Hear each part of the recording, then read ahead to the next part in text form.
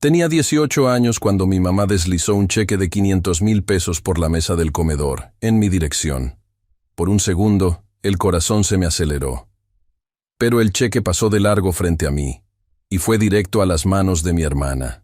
Misma mesa, misma cena, los mismos papás, hija diferente. 9 años después, yo estaba en el fondo del salón de su boda. Una boda pagada con ese mismo dinero, cuando todo lo que estaba enterrado salió a la luz de un solo golpe. En menos de 5 minutos, una mentira de casi una década fue destruida. Y no tuve que decir una sola palabra. Pero antes de continuar, checa si ya estás suscrito al canal y escribe en los comentarios ¿desde dónde estás viendo este video? Nos encanta saber hasta dónde llegan nuestras historias. Mi nombre es Valeria Garza, tengo 27 años, y durante mucho tiempo pensé que el problema era yo. Crecí en una buena casa, de esas que la gente mira por fuera y piensa que por dentro debe ser muy bonita.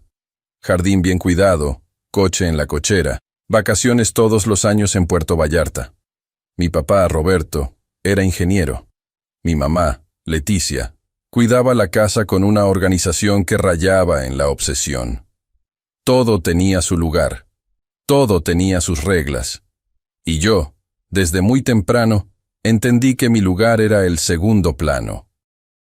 Mi hermana Sofía era 3 años menor y funcionaba como el centro gravitacional de todo dentro de aquella casa. No era culpa suya, al menos no al principio. Era la lógica del sistema que mi mamá había construido sin necesidad de escribirlo en ningún papel. Sofía era la inversión. Yo era el gasto. No es exageración. Es la forma más honesta que encontré de describir lo que vivía. Mientras Sofía tomaba clases de ballet, yo pedía clases de guitarra y escuchaba que no había dinero. Mientras a ella le compraban ropa nueva para las fiestas de la escuela, yo iba de uniforme porque era más práctico. El refrigerador de la cocina era un museo de su vida. Fotos de sus presentaciones, diplomas, una notita de la maestra elogiando su letra. Una vez, en mi primer año de prepa, pegué mi boleta de calificaciones con puro 10 en matemáticas justo en el centro del refrigerador. Cuando regresé de la escuela, había desaparecido. Mi mamá dijo que sobraban cosas en la puerta. Yo había aprendido a no reaccionar. Guardaba esas cosas en un lugar profundo, por debajo del nivel donde el dolor lograba alcanzarme en el día a día. Mi papá era un tipo diferente de problema. Él no era cruel. Era ausente por elección. De vez en cuando mi mamá no estaba cerca, se me acercaba, me ponía la mano en el hombro y me decía que estaba orgulloso, siempre en voz baja, como si estar orgulloso de mí fuera algo prohibido en esa casa. La escena que cambió todo ocurrió un jueves de noviembre, a finales de mi último año de prepa. Había pasado el examen de la universidad, no en cualquier universidad, en la UNAM, que es el sueño de mucha gente.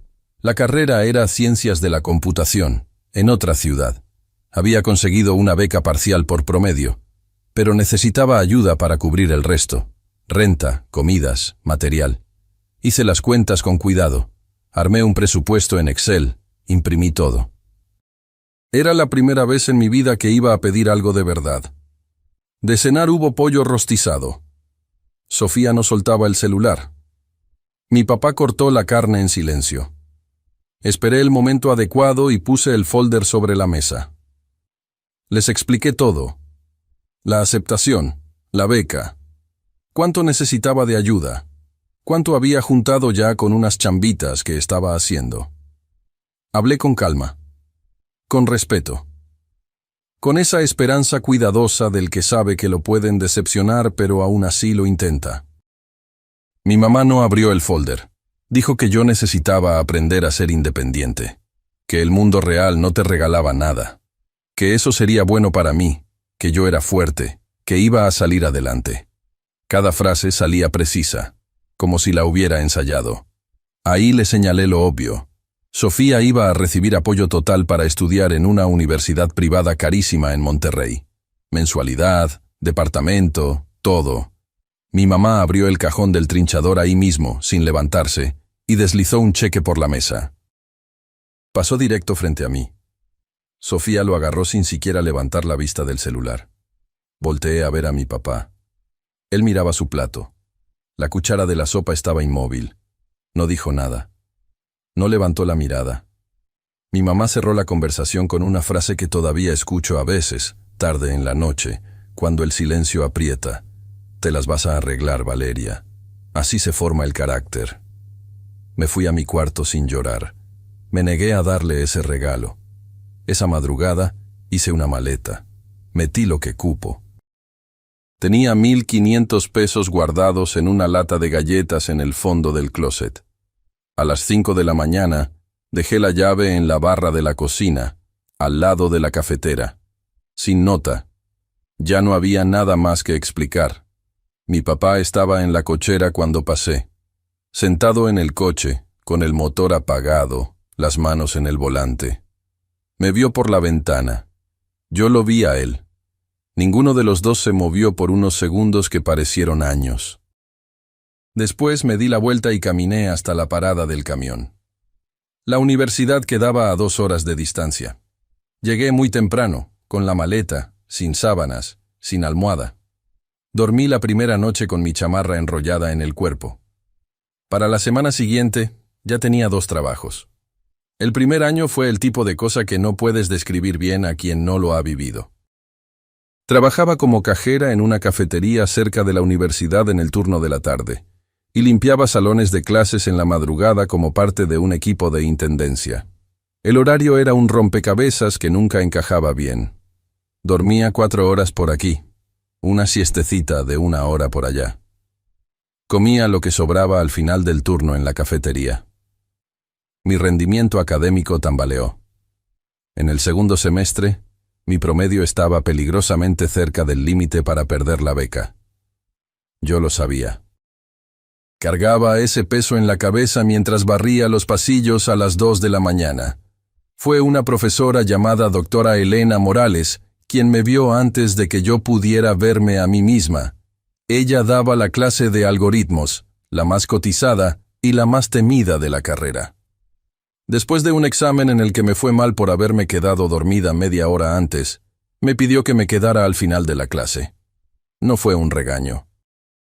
Me miró con esa atención que solo algunos maestros tienen, la de quien realmente quiere saber qué está pasando, y me preguntó cómo estaba. Le conté la versión corta. No me miró con lástima.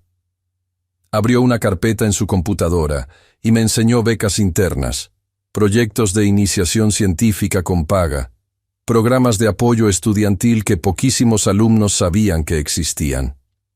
«Eres demasiado buena para rendirte antes de empezar», me dijo, y me ayudó a inscribirme en todo lo que pude. Conseguí un lugar en un proyecto de investigación con una beca mensual. Era poco, pero me quitó el turno de la madrugada de mi horario. Respiré por primera vez en meses. Con mi mamá, el silencio duró 2 semanas. Le marqué, no sé bien por qué. Tal vez esperando que la distancia hubiera ablandado algo en ella. Me dijo que yo había tomado mi decisión y que no debía llamarla para hacerla sentir culpable. 7 segundos. Ese fue el tamaño de la conversación. Poco después, me llegó un mensaje de Sofía al celular. «Dice mamá que estás de dramática. Regrésate a la casa y pídele perdón». Así que esa era la historia que estaban contando. Yo no era la hija a la que habían dejado a su suerte. Yo era la hija conflictiva que se había largado. Guardé el número de mi mamá como no contestar. Bloqueé las redes sociales de toda la familia por un tiempo. No porque fuera fuerte, era todo lo contrario. Era porque ver cómo sus vidas seguían intactas mientras yo barría pasillos a las 2 de la mañana era un tipo de dolor que todavía no sabía cómo procesar. Sofía subió una foto de su departamento nuevo en Monterrey. Sala decorada, sillón beige, esa planta que ponen en la ventana y que todo el mundo compra para que parezca que tienen buen gusto. Mi mamá comentó, tan orgullosa de mi niña. Le tomé un screenshot, no por amargura, por claridad. Fue esa noche cuando dejé de esperar a que ellos cambiaran y empecé a construir una vida en la que no necesitaba que cambiaran. La persona que me salvó de verdad, o más bien, que se quedó a mi lado mientras yo me salvaba, fue Mariana Reyes. Nos sentamos una al lado de la otra, en una clase de estructuras de datos en el segundo año. Tenía unas ojeras profundas, un termo de café del tamaño de un extintor, y una forma tan directa de hablar que cortaba cualquier rodeo. Sus papás habían llegado de un pueblo de Oaxaca. Trabajaban en la maquila y no tenían cómo ayudarla económicamente. La diferencia entre nosotras era esa. Los de ella querían ayudar y no podían. Los míos podían y eligieron no hacerlo. Fue la primera persona a la que le conté todo.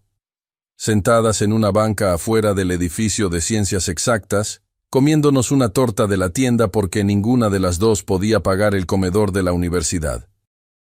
Mariana me escuchó sin parpadear, sin interrumpirme, sin ofrecerme esa lástima que te hace sentir todavía más chiquita. Al final, se limpió la mostaza de la barbilla con la manga de la sudadera y me dijo: «No les debes a ellos ninguna historia de redención, Valeria. Solo te debes a ti misma una vida». Cargué con esa frase los años siguientes como si fuera mi credencial de elector. A finales de mi segundo año, perdí mi trabajo en la cafetería. El dueño cerró el local. Fue una de esas cosas que pasan sin avisar. Y de repente el 40% de mis ingresos desapareció en una semana. Me senté en la cama del cuarto que compartía con otras 2 chavas e hice las cuentas 3 veces, como si la matemática fuera a cambiar de opinión. No cambió. Tenía dinero para pagar la renta 6 semanas. Después de eso, nada. Agarré el celular. Deslicé la pantalla hasta llegar a no contestar. Dejé el dedo suspendido sobre el nombre casi 1 minuto. Luego puse el aparato en la mesa y me fui al tablero de anuncios del campus. Me postulé a 3 trabajos el mismo día. Uno dando clases particulares de mate a los de nuevo ingreso, otro capturando datos para un despacho contable los fines de semana, y un tercero ayudando a organizar un laboratorio de cómputo. Durante los meses siguientes, volví a dormir 3 horas por noche. Había mañanas en las que llegaba a la facultad sin saber bien cómo había salido de mi cuarto. Mariana empezó a dejarme barras de cereal en la mochila sin decir nada. Simplemente ahí estaban cuando abría el cierre. Al mismo tiempo, del otro lado del mundo, mi hermana estaba de intercambio en Madrid, pagado por mis papás. Lo sé porque el algoritmo de una red social no respeta bloqueos cuando alguien te etiqueta en una foto compartida. Una imagen apareció en mi pantalla a las 2 de la mañana. Sofía en un balcón con vista a la ciudad, copa de vino en mano, la luz del atardecer en la cara. El texto decía algo sobre vivir intensamente y gratitud. Mi mamá la había reposteado con las palabras: «Mi hija conquistando el mundo». Mismos papás, misma sangre. Mundos completamente diferentes. Para ese punto, había aprendido a no convertir el dolor en resentimiento. El resentimiento era demasiado caro. Costaba energía que yo necesitaba para sobrevivir. Pero también aprendí a no fingir que no dolía. La honestidad conmigo misma fue la cosa más importante que desarrollé en esos años. Mi papá me mandó un correo en esa época. Sin asunto, sin saludo. 7 palabras. Espero que estés comiendo bien. Tu papá.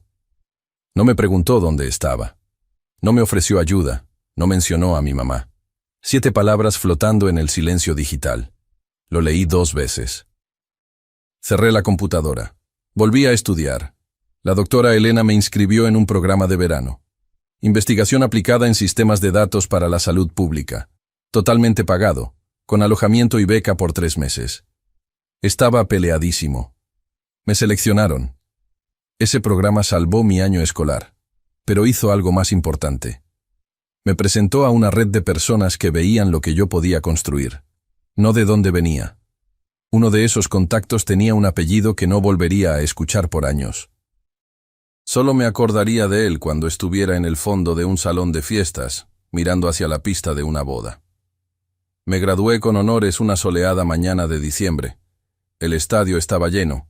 Ninguna de las 4.000 personas era de mi familia. Mariana estaba en las gradas con una cartulina hecha a mano que decía «Doctora Valeria, próximamente», con letras chuecas y pintura azul. Gritó mi nombre cuando crucé el escenario. Hizo más ruido ella sola que toda una familia entera. Nos tomamos fotos afuera, solo nosotras dos, con la toga chueca, sonriéndole a la cámara de su celular. Sin papás de fondo, sin arreglos florales, sin reservación para cenar. Mariana me llevó a una fonda de comida corrida a 2 cuadras de ahí, y celebramos con una orden de milanesa con espagueti. Fue la mejor comida de mi vida. Conseguí trabajo en menos de un mes. Entré como analista junior en una pequeña empresa de tecnología. 12 empleados, café asqueroso, oficina apretada. Pero aprendía rápido. Resolvía los problemas que los demás evitaban. En 2 años, me habían subido de puesto 2 veces. A los 24, empecé a garabatear una idea en servilletas y hojas de Excel. Un sistema de gestión de datos para clínicas pequeñas. Esas que eran demasiado grandes para llevar todo en papel, pero demasiado chicas para pagar sistemas corporativos caros.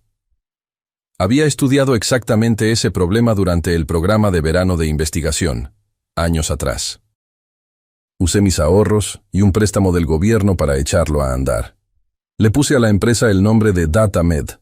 El primer año, tenía 2 clientes y una mesa plegable en mi cuarto. Pero tenía algo que nunca había tenido. Algo completamente mío. Salí al mundo profesional con un nombre distinto al de nacimiento.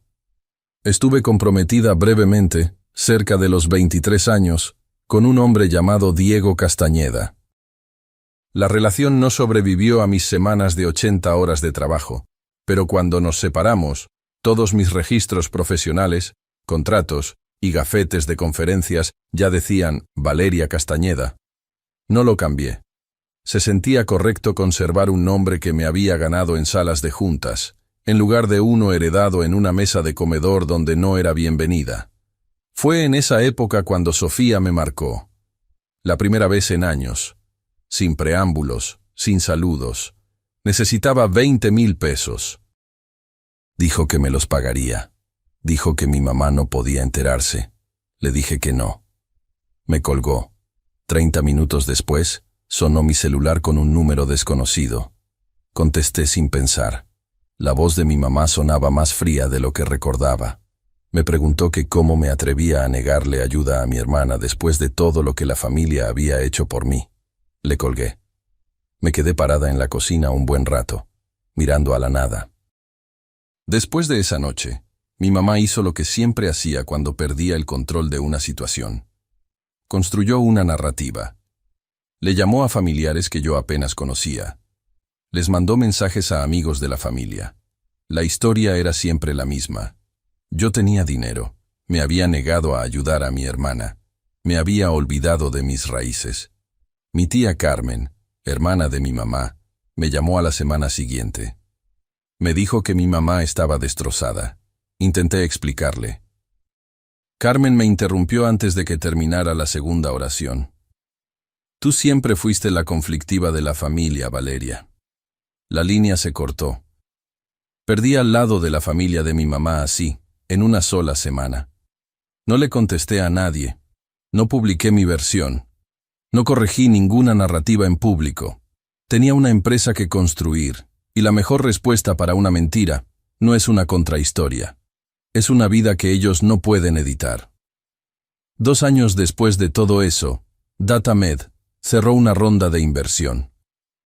22 empleados, una oficina de verdad en Guadalajara, con escritorios de verdad y café que sabía a café. Yo seguía manejando un coche con la defensa sumida y viviendo en un departamento de una recámara. No construí la empresa para impresionar a nadie. La construí porque no tenía red de seguridad y no tenía otra salida.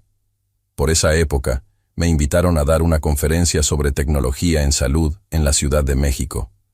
200 asistentes, directores de clínicas, inversionistas del sector. Presenté la plataforma de DataMed, los resultados reales de los clientes, lo que el sistema hacía en concreto. Después de la presentación, un hombre se me acercó por la zona del café. Traje gris, saludo de mano firme, forma directa de hablar. Me dijo que era el director de finanzas de una red de clínicas privadas en plena expansión. Mateo Navarro, Grupo Salud Vital. 14 sucursales, 22 proyectadas para el año siguiente. Intercambiamos tarjetas. Guardé su nombre en el celular. Solo un contacto, solo un posible negocio. Mientras esperaba el Uber para regresar al hotel, me llegó una notificación al celular. Sofía Garza quiere conectar contigo en LinkedIn. Me quedé viendo la pantalla unos segundos. La ignoré. Todavía no sabía que aquel hombre de traje gris era el prometido de mi hermana, o que el contrato que estaba a punto de cerrar con él iba a detonar una mentira que ella cargaba desde hacía años. 6 meses después, el contrato con Grupo Salud Vital estaba tomando forma. Era el más grande en la historia de DataMed, un proyecto de implementación completa en los sistemas de acreditación de la red. La acreditación es el módulo que rastrea licencias, certificaciones y escolaridad de todos los empleados de la salud, exigido por las auditorías regulatorias. Para configurar el sistema, mi equipo necesitaba los datos reales de los empleados como base de prueba. Era un proceso técnico estándar. No era una investigación.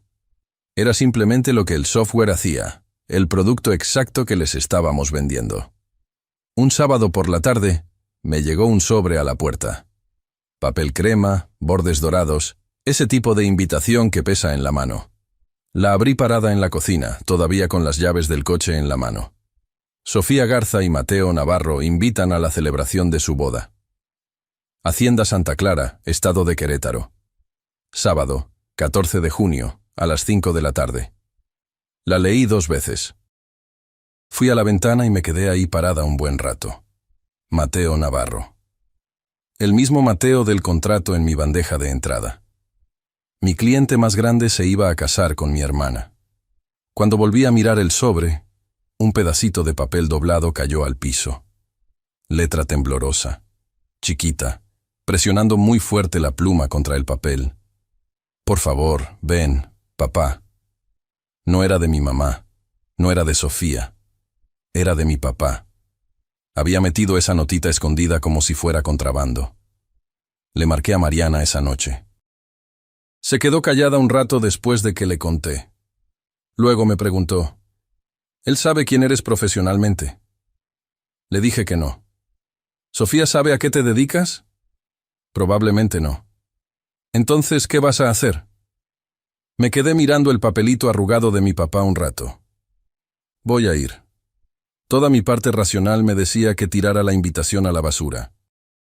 Pero la letra temblorosa de mi papá, en un pedazo de papel de libreta escondido detrás del tarjetón de confirmación como si tuviera miedo de que alguien lo viera, rompió algo en mí que yo juraba haber cerrado bajo llave. Mientras tanto, el proceso de verificación de credenciales seguía su curso normal. Mi equipo cruzaba los datos de los empleados de Grupo Salud Vital con los registros de las cédulas profesionales y de las instituciones educativas. Era lo que hacía el sistema, sin excepciones. Sin atajos, sin favoritismos para nadie. El archivo de Excel regresó con 16 nombres. Lo abrí en mi laptop, café en mano, sin esperar nada fuera de lo común. En la fila 11, Sofía Garza, administradora de salud, especialidad en administración hospitalaria. Universidad Anáhuac. Sentí un hueco en el estómago. No fue exactamente sorpresa. Fue la sensación de algo que ya sospechabas pero no querías confirmar. Le mandé un correo al departamento jurídico. Prioridad máxima en la verificación de credenciales, lista completa, procedimiento estándar. No le puse una marca al nombre de Sofía. No hacía falta. El proceso encontraría lo que tuviera que encontrar. 3 días después, una nota preliminar. 2 nombres marcados para verificación extendida. Las respuestas institucionales tardarían de 2 a 3 semanas. Faltaban 16 días para la boda. Los resultados podrían llegar después. Yo sabía que no solo iba a la boda de mi hermana, sino a una colisión frontal entre 2 mundos que ella jamás esperó que se cruzaran.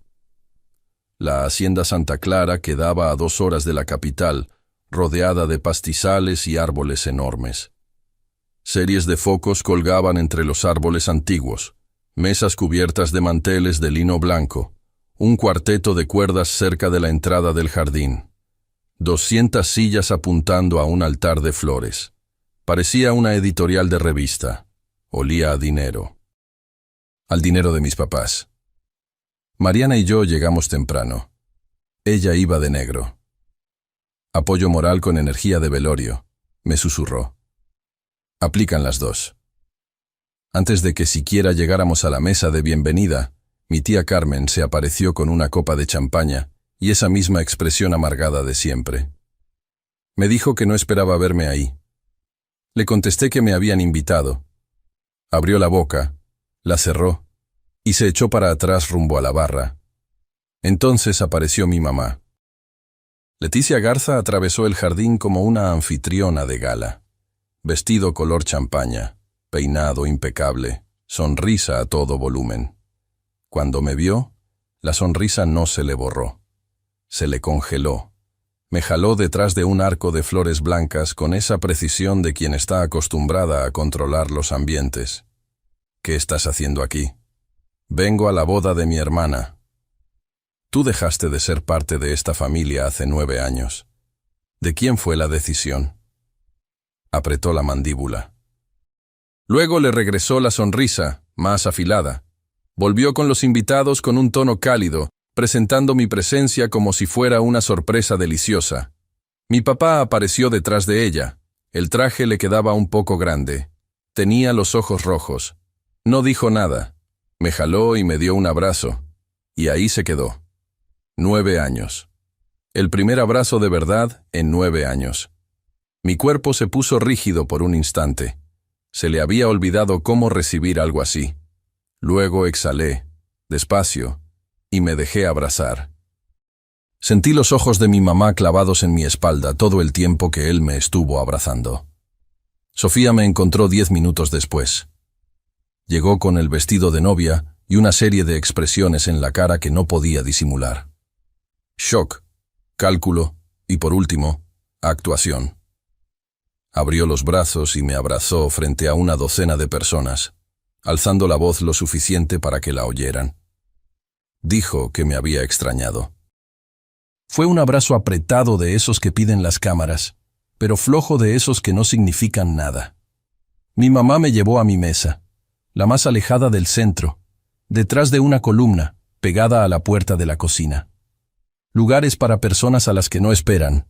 Mariana se sentó a mi lado sin decir palabra. Su cara lo decía todo. Desde donde estábamos, se escuchaba a mi mamá en la mesa principal presumiendo a Sofía ante los invitados. Mi hija, la ejecutiva de la salud, tan exitosa, qué orgullo. Hija, en singular. Cuando una prima le preguntó a qué me dedicaba yo, mi mamá respondió, después de una pausa muy bien calculada, que yo me estaba encontrando a mí misma. Hubo risitas ahogadas. Algunas cabezas voltearon a verme. Mariana me apretó la mano debajo del mantel.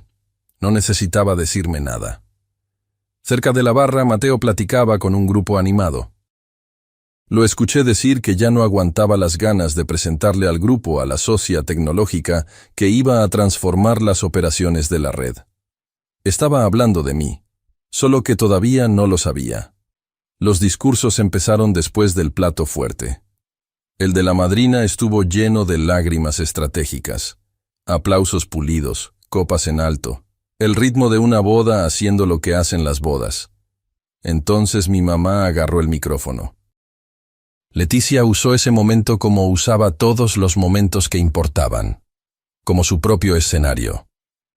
Habló de sacrificios, de noches sin dormir, de todo lo que había invertido en el futuro de Sofía. Habló de independencia. Dijo que había criado a su hija para que fuera fuerte, para que persiguiera sus sueños, para que nunca se conformara con menos. Independencia. La palabra me pegó como una bofetada. Era la misma que había usado para negarme todo. Cuando terminó, paseó la mirada por todo el salón hasta topar conmigo. Una pausa ensayada. Y claro, amamos a todos nuestros hijos, agregó, con el tono de quien añade una nota a pie de página, después de que el documento ya se firmó. Algunas cabezas giraron hacia mí. Mantuve mi expresión neutral. No iba a decir nada. No iba a hacer una escena. Me iba a quedar en mi mesa, terminarme mi agua y largarme. Ese era el plan. Hasta que Mateo se acercó con alguien al lado, y el plan dejó de importar. La persona que venía con él era Javier Mendoza, socio de Grupo Salud Vital, con quien yo había tenido una videollamada durante las negociaciones del contrato. Él me reconoció antes de llegar a la mesa. Se frenó en seco. ¿Valeria? ¿Datamed? Mateo volteó. Me miró. Me volvió a mirar. Su cara reconfiguró la expresión en tiempo real. ¿Tú eres Valeria Castañeda? ¿La Valeria Castañeda? Me levanté. Hola, Mateo. El apellido de soltera. La lista de invitados. Garza. Su cerebro hizo las cuentas. Ella nunca me dijo que tenía una hermana en el sector tecnológico. Dijo, más para sí mismo que para mí. Me dijo que estabas... Se detuvo. Se quedó callado. ¿Que estaba qué? La gente de las mesas de al lado había dejado de platicar. Una conversación en ese tono con el novio, en plena boda, atraía miradas como alguien gritando en una biblioteca. Mi mamá llegó en segundos. Mateo, deja que Valeria descanse, le dijo. La voz sonaba cálida. Sus ojos no. No hablemos de negocios ahorita. Mateo se le quedó viendo como si le acabaran de decir que el cielo era verde. ¿Negocios, doña Leticia? Hizo un gesto en mi dirección. Ella es la directora general de Datamed. Vamos a firmar un contrato de casi 10 millones de pesos con su empresa. La cara de mi mamá hizo algo que yo nunca había visto. Por una fracción de segundo, la máscara se le resbaló. Abrió la boca. Abrió los ojos de par en par. Algo detrás de sus ojos recalculó por completo. Luego la sonrisa regresó, pero más estirada, más tensa. Cerca de la mesa de postres, Sofía nos miraba con su vaso congelado a medio camino hacia la boca. Bajó el vaso y empezó a cruzar la pista. Mateo no esperó a que llegara. Agarró el micrófono con la energía del que acaba de descubrir lo que él creía que era la coincidencia más increíble de la noche. Familia, perdón por la interrupción. Quiero compartirles algo increíble que acabo de descubrir. El cuarteto de cuerdas se cayó. 200 cabezas voltearon. Él les contó. Dijo mi nombre completo, el nombre de mi empresa, a qué se dedicaba Datamed, el contratazo que estábamos cerrando, el premio de tecnología que yo había ganado el año anterior. Dijo que yo había construido todo sola, sin red de apoyo, trabajando en 3 lugares a la vez mientras estudiaba. Dijo que yo llevaba sentada en la mesa del fondo desde que empezó el evento. Primero vino el silencio. Después aplausos, unos cuantos dispersos, luego más fuertes, luego un aplauso sostenido. Algunas personas se pararon. Me levanté. Di las gracias. Dije que era el día de Sofía y que la atención debía seguir en los novios. Pero 200 personas ya estaban sacando conclusiones. Lo veía en sus caras. Los murmullos empezaron inmediatamente. Espera, ¿esa es la hermana que Leticia dijo que se estaba encontrando? ¿La de ahí? ¿La de Forbes? En la mesa principal, mi mamá estaba pasmada. Seguía sonriendo. Pero la sonrisa se había convertido en una mueca de esas que los músculos sostienen cuando el cerebro deja de mandarles instrucciones. Sofía estaba congelada junto a la mesa de postres, con el ramo colgando de una mano, la mirada yendo de Mateo a mí y de regreso a Mateo. Mi tía Carmen, la misma que me había llamado conflictiva 2 veces en 10 años, vino hacia mí con la cara roja. ¿Por qué no dijiste nada? Te lo dije, Carmen. Hace 6 años me llamaste conflictiva. Se quedó con la boca entreabierta, sin saber qué contestar. Luego se dio la media vuelta y se fue. La revelación de mi estatus era solo la entrada. El plato fuerte todavía faltaba. Y no tenía nada que ver conmigo.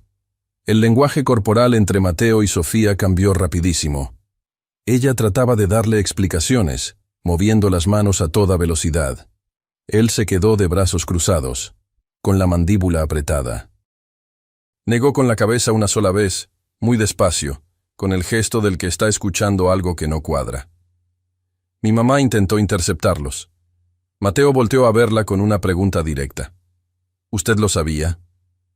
Lo que pasó después ocurrió frente a casi todos los 200 invitados. La verificación de credenciales había llegado al correo de mi equipo de compliance esa misma mañana de sábado. La especialidad de Sofía no existía. La universidad no tenía ningún registro de que se hubiera graduado. Se había inscrito al segundo año de la carrera. Fue 2 semestres, y se dio de baja sin terminar absolutamente nada. El título en su currículum, el diploma que tenía enmarcado en el estudio de su casa, todo era inventado. Mateo había leído el reporte en su celular mientras yo estaba en la terraza con él, y fue directo hacia ella sin ocultar nada. La pregunta que le hizo fue muy simple, corta, directa. ¿De verdad tienes la especialidad que pusiste en tu currículum? Sofía volteó a ver a los lados. Estaba calculando quién los escuchaba. A esas alturas, medio salón estaba escuchando todo. Cuando ella le contestó que mejor platicaran después, él le respondió que la habían contratado en un puesto directivo basándose en esa formación académica, que habían presentado su currículum durante una auditoría federal el año pasado, y que él la había mirado a los ojos y se había creído todo. Mi mamá abrió la boca para meterse. Mateo levantó una mano, un solo gesto, sin gritar, sin hacer un drama, solo con ese tipo de quietud que hace que la gente se incline para escuchar mejor. Se detuvo. Respiró profundo. Y luego miró en mi dirección, al otro lado del salón. Dijo que yo era la única persona honesta en esa boda. 200 personas se me quedaron viendo. No dije nada. No asentí. No hacía falta. En una esquina del salón, mi papá estaba de pie, agarrado del respaldo de una silla con las 2 manos. No estaba defendiendo a nadie. No hablaba. Lloraba en silencio, de la forma en que se llora cuando sabes algo desde hace muchísimo tiempo y te quedaste callado. Mateo se fue. Su socio se fue detrás de él. 2 padrinos los siguieron cruzando miradas. La boda se había cancelado. Sofía se derrumbó en una silla. El vestido se le abrió alrededor como un paracaídas desinflado. 2 madrinas se agacharon a su lado. Una le ofreció una servilleta. Sofía no la agarró. Mi mamá vino directo a mí. Ya no le quedaba nada de compostura. No se había roto, se había desmoronado. La voz le salió rasposa. Me dijo que yo le había destruido la vida a mi hermana, que lo había planeado todo. No levanté la voz. Hablé con la suficiente claridad para que me escucharan las mesas de al lado. No porque quisiera público, sino porque ya estaba harta de tener pláticas arrinconadas en los pasillos. Le dije que la mentira de Sofía era lo que le había destruido la vida a Sofía. Que el proceso de cumplimiento normativo de mi empresa había encontrado la verdad. Que eso no era una venganza, era una consecuencia. Me contestó que yo pude haberlo enterrado, que era mi hermana. Le respondí que encubrir un fraude en documentos regulatorios no era algo que yo haría por nadie, ni por mi empresa, ni por mis empleados, y definitivamente no lo iba a hacer para proteger la imagen de una familia que no me había protegido a mí cuando tenía 18 años y 1.500 pesos en una lata de galletas. Se dio la media vuelta y se fue sin decir una palabra más. Le vi las manos mientras se alejaba. Le estaban temblando. Agarré mi bolsa. Era hora de irnos. Estaba a la mitad del estacionamiento de terracería cuando escuché los pasos detrás de mí. Irregulares, apresurados, zapatos de fiesta sobre la grava suelta. Me detuve. No volteé. Mi papá dijo mi nombre. Volteé. Estaba bajo una serie de foquitos que terminaban a la orilla del estacionamiento. Traía la corbata deshecha, los ojos hinchados. Parecía 10 años más viejo que el hombre que había dejado en la cochera, aquella madrugada, 9 años atrás. Me dijo que él sabía que había estado mal, que lo sabía todos los días, que había elegido el silencio no porque creyera que mi mamá tenía razón, sino porque era un cobarde, porque perderme a mí poco a poco, y en silencio le parecía más fácil que enfrentarse a ella en voz alta. Y que por eso, me dijo, él era peor que ella. Porque ella por lo menos creía en lo que hacía. Él sabía que estaba mal. Y de todos modos se quedó callado. Le dije que no lo odiaba, pero que no lo podía perdonar esa noche. A lo mejor no en mucho tiempo. Asintió con la cabeza. Me dijo que manejara con cuidado. 2 palabras muy simples. Pero esta vez no eran una excusa. No era una evasiva. Eran la admisión de un hombre que sabía que no tenía el derecho de alargar esa conversación. Mariana estaba en el coche, con el motor prendido. No me preguntó qué me había dicho. Solo aceleró. No lloré hasta que agarramos carretera. Las consecuencias llegaron en olas. A Sofía la corrieron de Grupo Salud Vital la semana siguiente. La investigación de recursos humanos confirmó que había falseado sus credenciales en la postulación. Como los documentos se habían usado en una auditoría federal, se quedó en su expediente como una desviación normativa. No hubo cargos penales, porque no hubo daño a pacientes ni fraude financiero, pero en el sector salud, ese tipo de manchas te persiguen de proceso de selección en proceso de selección. Mateo deshizo el compromiso sin hacer anuncios. Solamente le avisó a familiares y amigos que la boda ya no se haría. La hacienda les regresó lo que pudo. Se devolvieron los recuerditos. El círculo social de mi mamá se empezó a encoger. Vecinas que antes se la pasaban ahí, dejaron de ir. Mi tía Carmen me marcó un lunes en la mañana con una voz distinta, ya sin esa seguridad absoluta que siempre traía encima. Me dijo que se había creído todo lo que mi mamá le había contado durante 9 años. Me dijo que se había equivocado. Le di las gracias. No le dije que estaba todo bien, porque no lo estaba. El contrato con Grupo Salud Vital siguió adelante. Mateo me mandó un correo súper profesional y controlado. La situación personal no iba a afectar la alianza. Necesitaba un poco de tiempo antes de la siguiente junta. Yo lo entendía. Semanas después, me llegó un paquete a la puerta. Sin remitente. Matasellos de Querétaro. Adentro venía un papel doblado, con las esquinas arrugadas y los bordes amarillentos. Era mi boleta de calificaciones de la prepa. La misma que mi mamá había quitado del refrigerador diciendo que sobraban cosas. Atrás traía un post-it con la letra de mi papá.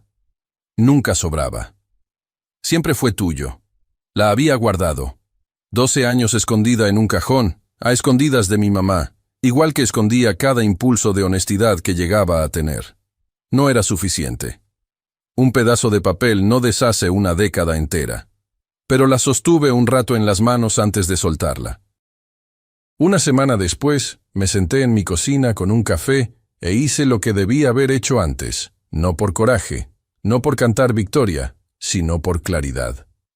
Le mandé un correo a mi mamá, por correo, porque ella daba su mejor función en tiempo real, y yo ya no le iba a prestar el escenario para ninguna actuación más. Le dije que no la odiaba, que ya no iba a fingir, que si ella quería algún día tener una relación conmigo, iba a tener que empezar con honestidad, no con actuaciones, no con posts en Facebook. Honestidad. La decisión era suya. Se lo mandé. No lo volví a leer. Ella nunca me contestó. No me sorprendió.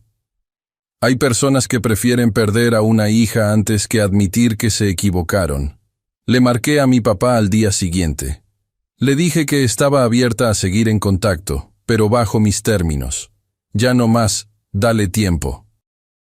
Ya no más esconderse detrás de mi mamá. Si quería ser mi papá, que lo fuera en voz alta. Se quedó callado un momento. Luego me dijo, lo voy a intentar. Le dije, no lo intentes, hazlo. No fue una reconciliación, fue una grieta en la pared. Suficiente luz para que entrara, no para cruzarla. Todavía no. En cuanto a Sofía, no la he buscado. No porque la odie, porque todavía no estoy lista. El perdón no es una puerta que tú tocas. Es una puerta que tú abres cuando estás lo suficientemente fuerte como para pararte en el marco sin temblar. Unos meses después de la noche de la boda, Sofía me mandó una carta. 4 páginas, por los 2 lados, escrita a mano. No le echó la culpa a mi mamá. No me echó la culpa a mí. Escribió que se había pasado tanto tiempo siendo quien querían que fuera, que se le olvidó convertirse en una persona de verdad. Todavía no le he contestado. Algunas cartas necesitan tiempo antes de que sepas qué es lo que merecen de respuesta, pero no la tiré. Está en el cajón, junto a mi boleta de calificaciones. Hoy llegué temprano a la oficina. El horizonte de Guadalajara se está pintando de naranja por la ventana. Allá afuera hay 32 empleados que van a entrar en menos de una hora, cada uno construyendo algo que vale la pena. Esta empresa empezó como 12 hojas en un laboratorio de la universidad y una chava que no tenía ni sábanas en su primer día de foránea. No me siento vengada. La venganza implicaría que yo necesitaba de ellos para darme cuenta de que tenía la razón. No los necesité. Solo necesité ser libre. Durante años me medí en una báscula que mi mamá había fabricado, una báscula calibrada para que yo siempre quedara por debajo y Sofía siempre brillara. Me costó mucho entender que la báscula era lo que estaba descompuesto, no yo. Empecé a ir a terapia hace 3 años, cada 15 días, con una psicóloga que tiene esa forma de hacerte preguntas que te dejan en silencio un minuto entero antes de poder contestar. Antes pensaba que la terapia era para débiles. Aprendí que es todo lo contrario. Es la cosa más difícil que he hecho en mi vida. Más difícil que construir Datamed. Más difícil que dormir 3 horas por noche. Más difícil que entrar a esa boda. La voz de mi mamá todavía suena en mi cabeza a veces. La resiliencia es un don, Valeria. Ella me decía eso para justificar haberme dejado sin nada. Lo usó como un arma. Pero en una cosa sí tenía razón. La resiliencia sí es un don, solo que no fue ella quien me lo dio. Yo la forjé desde cero. En cocinas de madrugada, en salones de clase a primera hora y en un cuarto de estudiantes con una ventana que no cerraba bien. Y nadie, ni ella, ni absolutamente nadie, tiene el derecho de robarse ese crédito. Mi papá me marca todos los domingos, a las 6 de la tarde puntualito. La llamada dura 10 minutos. Platicamos del clima, del perro de la vecina, de un documental que vio. Nunca menciona a mi mamá. Yo nunca pregunto. No es suficiente. Pero después de 9 años de la nada absoluta, cualquier cosa se siente como mucho. El viernes pasado, Mariana vino a cenar a la casa. Trajo comida tailandesa y una botella de vino.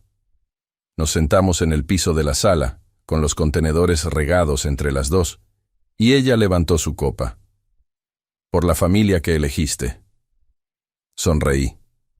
Una sonrisa de verdad, de esas que te salen sin avisar. Por la familia que elegí. Hay una pregunta que la gente me hace a veces, cuando escuchan pedazos de esta historia en alguna plática de madrugada de esas que se vuelven demasiado profundas. Me preguntan si me siento vengada. No. La venganza implica que yo necesitaba que ellos estuvieran equivocados para yo tener la razón. No lo necesité. Solo necesité ser libre. Si estás viendo esto y reconoces a tu familia en la mía, te veo. Yo alguna vez fui tú. No necesitas hacer explotar una boda para encontrar tu libertad. A veces es mucho más silencioso que eso. A veces es bloquear un número a las 2 de la mañana. A veces es entrar a un consultorio por primera vez y decir en voz alta la frase que vienes cargando desde hace años. A veces es simplemente un no, dicho una sola vez, con mucha claridad y sin echarte para atrás. Mis papás me enseñaron una cosa, aunque no quisieran. Me enseñaron que yo podía sobrevivir sin ellos. Y cuando de verdad sabes eso, hasta la médula, en tus peores momentos, en el silencio de un cuarto vacío a los 18 años, nadie vuelve a tener poder sobre ti. No cuento esta historia para dar lástima. Tengo una empresa, tengo una amiga que me agarró la mano debajo del mantel en la peor cena de todo Querétaro, y tengo una vida que construí con mis propias manos, agrietadas por el agua fría y por las noches sin dormir. No necesito lástima. La cuento porque por 9 años mi mamá controló la narrativa. Valeria se fue porque era conflictiva. Valeria rechazó a la familia. Valeria es el problema. 200 personas le creyeron. Mi tía le creyó. Mis primos le creyeron. Y hubo noches, Largas, heladas, noches de 3 de la mañana, en las que yo casi me lo creí también. Hoy estoy recuperando mi historia.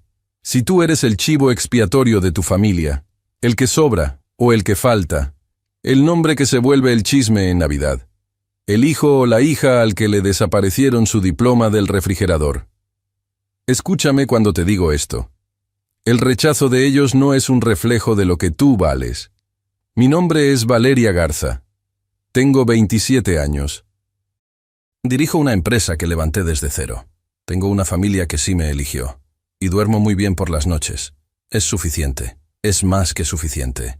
Ahora, si te gustó esta historia, dale clic a suscribirse y dime en los comentarios, ¿qué parte te dejó con la boca abierta? Y no olvides unirte como miembro para tener acceso a videos exclusivos que no subo aquí. Te espero del otro lado.